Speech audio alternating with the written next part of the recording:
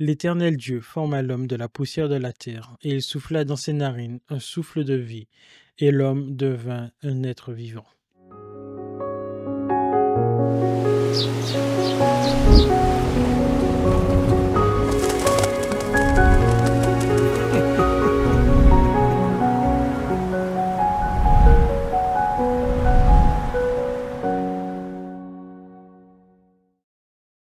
Et si je vous disais que le secret pour comprendre ce qu'est l'humilité est en réalité caché dans le mot que nous utilisons pour nous définir nous-mêmes, c'est-à-dire le mot humain.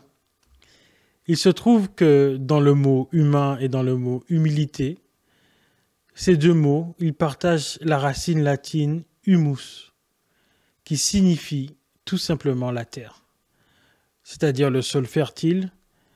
Et cette connexion est très intéressante, très puissante, car elle nous ramène directement au récit de la Genèse, où l'on voit que l'homme a été formé de la poussière de la terre par Dieu.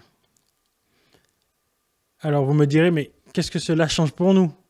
Je crois que ça change tout, parce que nous voyons que l'humilité, ce n'est pas le simple fait de se dévaloriser ou de se sentir inférieur, c'est simplement se souvenir de notre constitution fondamentale, notre constitution première.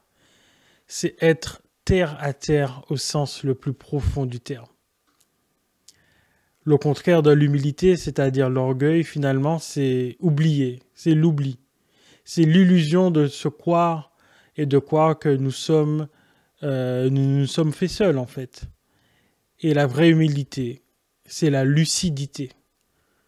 C'est reconnaître que oui, je suis fait de terre et c'est que le souffle de Dieu qui m'anime et que sans ça, je ne suis rien. Et c'est très ironique parce que c'est seulement en acceptant d'avoir les pieds sur terre que Dieu peut véritablement nous élever. En restant connectés à notre humus, que nous resterons ouverts au ciel.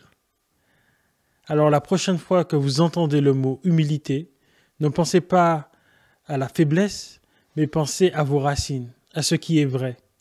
C'est la seule fondation solide sur laquelle on peut réellement construire sa vie.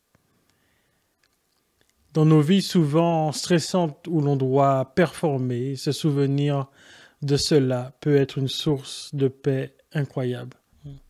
Vous n'avez pas à tout porter seul. Accepter votre humanité, c'est vous donner la permission de ne pas être parfait et de reconnaître vos limites. Et c'est là que la grâce de Dieu a de l'espace pour agir. Bonne journée à tous et que Dieu vous bénisse.